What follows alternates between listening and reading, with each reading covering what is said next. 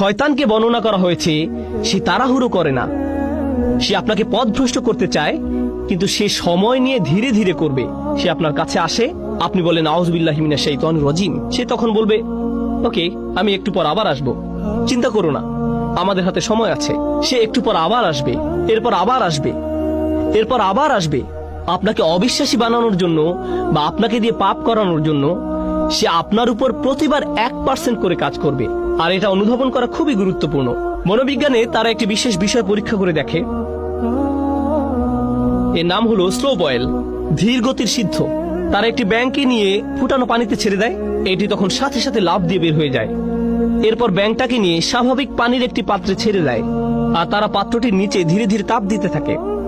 এক সময় তাপমাত্রা তীব্র আকার ধারণ করে, কিন্তু ব্যাঙটা কখনোই লাফ দিয়ে বের হয় না। সেখানেই তার মৃত্যু ঘটে। সে এমনকি বুঝতেও পারে না যে তার তাপমাত্রা